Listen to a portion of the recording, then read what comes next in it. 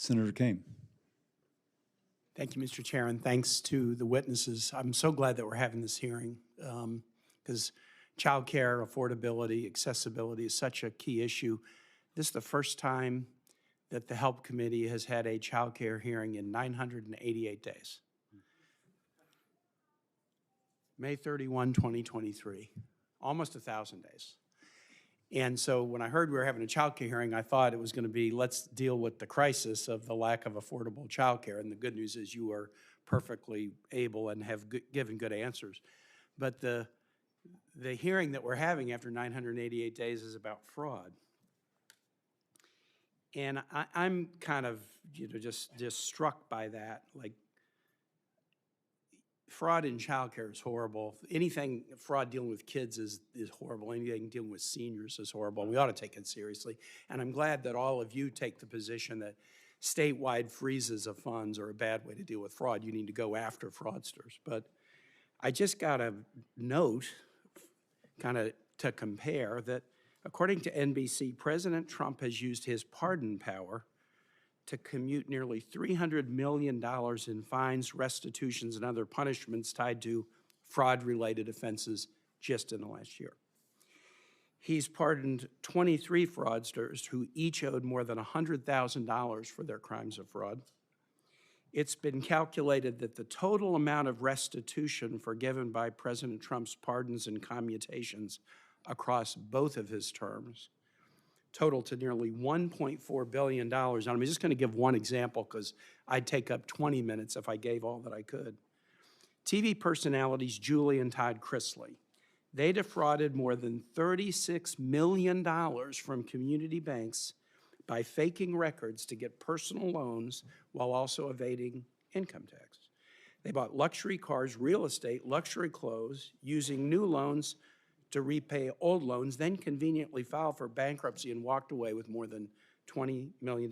They were convicted of bank and tax fraud offenses in 2022, but President Trump granted them both full pardons in May of 2025. I mean, are we interested in fraud? I mean, is that really what the issue is? I mean, if there was really a concern about fraud, we'd have an awful lot to talk about.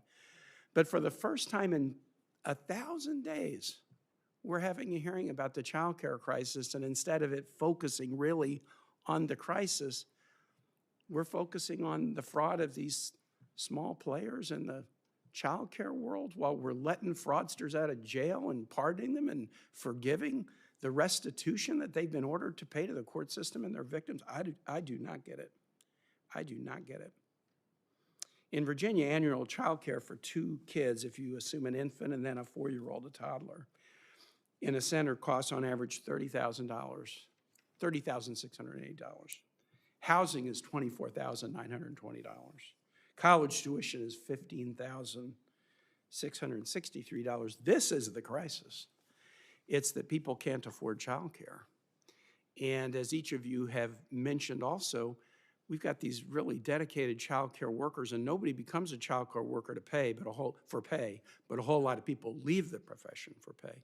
So the only question that I really want to ask each of you is, tell me something interesting that you've done or are doing to try to attract the child care workforce that the nation needs. And I'll start with you, Mr. Wilde. Yeah, so we serve publicly funded programs, so critical to us is trying to blend those funding sources. Part of the reason the early childhood market for low-income children is so complicated is that there are 3 siloed funding sources: public pre-K, the CCDBG, and the Head Start program. And so it is only providers with, again, sophistication and infrastructure that can figure out how do these 3 complicated things fit together. We try to do that so we can pay teachers better. I think without more funding, it would be impossible. Dr. Polito, tell me something interesting you're doing in the workforce space that we can learn from. Thank you for the question. It actually speaks to my dissertation. It's about creating culture in each center. It is very important. People come into this industry because they love what they do. They're nurturers. And so it's a network of providers that come together and feel safe and protected. And so I would say that's what I do. And finally, Ms. Denson, and I'm the parent of one of my adult kids, is a pre-K classroom aide, so this really matters a lot to me. I love that. And, I so appreciate the workforce question. And it's a problem that we at Early Connections identified a handful of years ago. And in reaction to that, because people weren't coming into the field, they weren't going to our local community college to start the classes, to get into the certifications they needed. So we built our own on-the-job child development associate credential program. We will hire you as a teacher assistant. If you come to us with a passion for kids, we want you in our classrooms. They come to us, they earn their CDA on the job, paid training with incremental raises across that system.